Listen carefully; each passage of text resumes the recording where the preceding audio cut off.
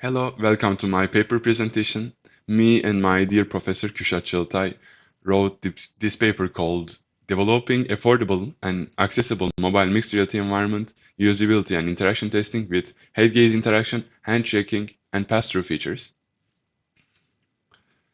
Firstly, let's talk about the market potential for extended reality. Back in 2022, the global market was valued around $29 billion, and now projections say that it could even pass $100 billion by 2026. And this shows how much interest and investment there is in XR technologies. And in the European Union alone, we saw an investment growth rates of 37% in 2021 and 25% in 2022. And the applications for extended reality are really wide-ranging, from engineering, business, to education, gaming, healthcare, architecture, for example. So the opportunities for immersive experiences are almost endless. But there are also significant challenges. One big issue is the cost of the devices. Many potential users find these technologies just too pricey. And even with all incredible advancements like affordability and accessibility is still a hurdle, and we need to tackle to make sure everyone can benefit from what it has to offer. And when it comes to tackling the challenges of cost and accessibility in extended reality, there are some quite few solutions. And the reason is we want to make it reachable to everyone. And we can start with Google Cardboard. It's a well-known budget-friendly VR option for mobile devices. Even though Google isn't actively supporting it anymore, Cardboard still allows people to dive into the VR experiences. However, it doesn't have an augmented reality feature. Now on the augmented reality side, we have Google's AR Core SDK. This tool helps developers to create some advanced AR applications. And AR Core can be used with platforms like Unity Game Engine or Unreal. But here is the thing that the integrating virtual reality on top of AR Core isn't really something widely done. And for mixed reality, there are headsets like HoloKit X, Horizon, Ghost, and they provide MR experiences using mobile phones. And these headsets use mirrors and lenses to project virtual objects into real worlds. While they are not pricey as high-end mixed reality headsets, they still haven't gained widespread popularity. And finally, there is the pass-through technology. With pass-through, users can actually see their physical surroundings through a video feed in real time.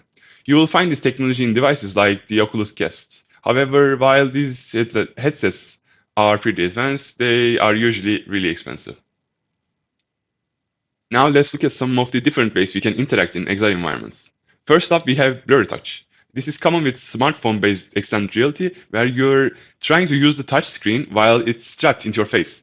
And as you might imagine, that can make some blurry interactions and lower usability.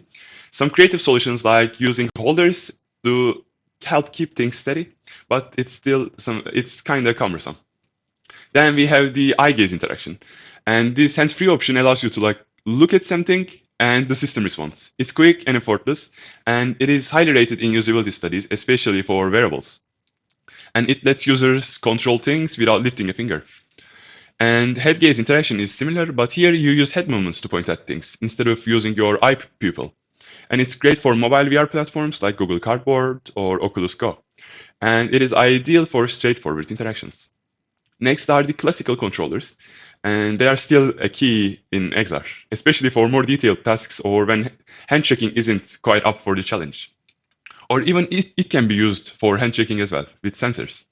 Finally, there is the handshaking, and this is all about bringing a natural feel to extended reality. New approaches like Google's MediaPipe even make it possible for mobile devices as well. And now this is our solution. For display, we are using smartphone's camera for both processing images and displaying them. And it effectively turns the phone into a pass-through device. This setup lets users view the environment through the camera while adding virtual elements into the scene. For UI interaction, we have chosen head gaze interaction, and this helps users to interact simply by aligning a pointer with a button or an object and holding it there for a second to trigger actions. And for some advanced immersive interactions, we are using hand tracking. With users' hands freed up from the screen, they can dive into more detailed and immersive interactions. So we decided upon using a hand tracking. And let's start by explaining the pass-through. And for make things in virtual reality to work smoothly, we need to tackle two things. One is stereoscopic view, and the other one is called pincushion distortion. When you look through a lens, the lens magnifies the image, but it also distorts it. It makes straight lines look as they are bending inward towards the center, which is why it's called pincushion distortion. And on the slide, you can see an example what it looks like. And to correct this distortion, we use the opposite effect, which is known as barrel distortion. And it spreads the image slightly out to counteract the pinched effect. And our approach was to render the camera feed directly. But then we apply post-processing on top of the image using a shader. And this shader lets us create both stereo view and barrel distortion, along with depth rendering, which adds that 3D sense of space. As you can see from our example here, this grid will appear flat when used with basic VR headsets like cardboard or plastic VR goggles with lenses. And this image is taken directly from our app. And for our hands-free interaction, we opted for head-gaze interaction. And here is how it works. We place the middle pointer on the screen, as you can see in the images, which acts as a cursor. So when users want to select something, they just move their heads to align this pointer with the button or an object they are targeting. Once aligned, they just hold their gaze for a second or two, and that's it. The system registers their choice and executes the action. The hands-free setup is good for interacting naturally without needing any controllers or touching the screen. And it leaves their hands free, which is really nice because we can use hands for more advanced interactions, like hand tracking. And for hand tracking, we went with the Monomotion SDK. And since it works smoothly in Unity's AR Foundation, it was a really good choice. Monomotion gives 21 points on the hand skeleton, and users can do things like pinch, grab, release, swipe, and more. One interesting challenge we tackled was converting Monomotion's 2D hand detection into a 3D location data for further interactions in mixed reality. We managed this by combining the palm center and some depth estimations, so it was possible to place things like particles right on users' hands in real time. And here you can see the overall system architecture. And this is basically the summary of what was explained in the methodology, but here you can see it in a more visual way. And then we started developing applications.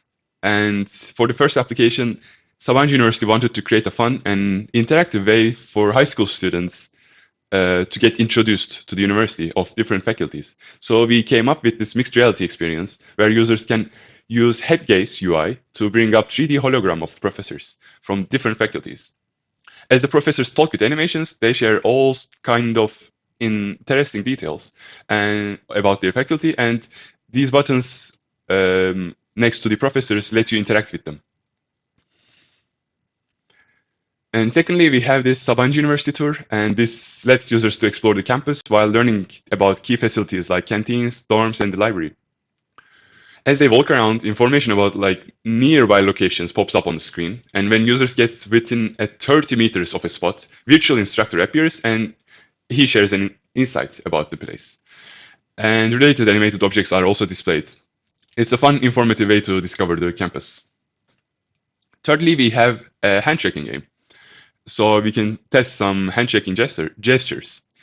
Every 5 seconds, an enemy appears on the screen, and to defeat the enemies, users need to make pinch, click, or a grab gesture while aiming with their pointer, with their head gaze. When they do this, a blue spell appears in their hand and flies towards to the target. And if the spell hits the enemy, it gets destroyed and user earns 1 point. Lastly, we created a game to test both hand tracking and head gaze interaction in one application. And in this game, colored discs move towards the user, and to destroy a disc, the user must look at the matching button of that color. And if a disc reaches the camera, they lose a point. And sometimes a cake appears, and user must do a random hand gesture to grab it, which gives 1 health point. And each disc destroyed earns a point as well. And this game challenges users to be quick and multitask as they manage looking and grabbing cakes. And by this, users can experience both head gaze interaction and handshaking interaction at the same time. And in terms of testing, we started by introducing users to the app and explaining head gaze interactions and hand gestures. Participants then tried out each app one at a time.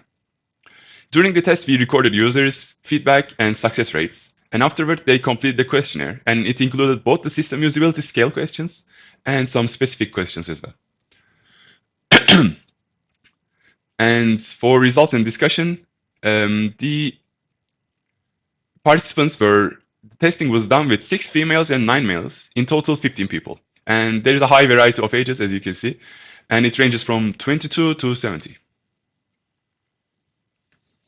As told before, we used system usability scale to evaluate how users felt about our mixed reality application.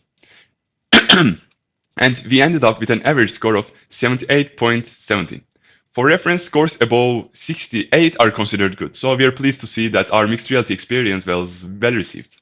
And this score indicates users found the application intuitive and easy to use. However, we did see some negative feedback in a couple areas, and specifically on these 2 questions.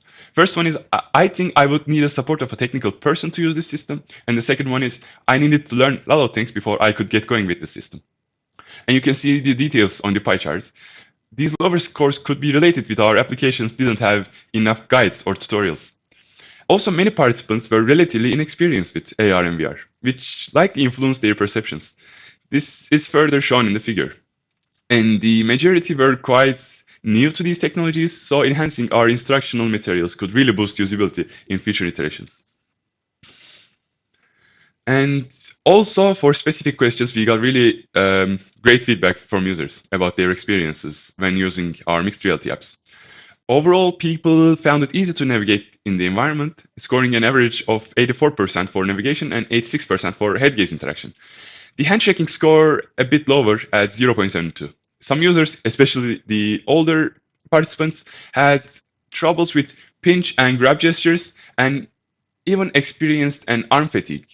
However, those with some experience, they adapted easily, I can say. And on the other hand, users without experience were especially excited and giving an average enjoyment score of 0.93. When it comes to task completion and immersion, users rated around 0.87 and 0.88. Participants also noted that visuals were clear and they matched the real-life eyesight as well, with extremely low experience on dizziness, headache, and nausea as seen in the table. So in conclusion, we developed and evaluated an affordable and accessible mobile mixed reality environment that combines augmented and virtual reality.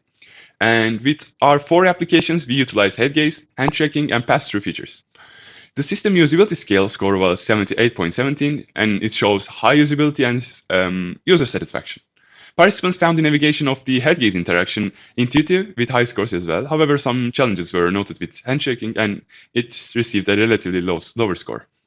And the comfort was also a highlight, and with the low scores on dizziness, headache, and nausea, and thanks to the barrel distortion effects, the barrel distortion implementation we have made. And the most important thing is this work demonstrates how accessible mobile mixed reality can bridge the gap between the high-end systems and everyday use.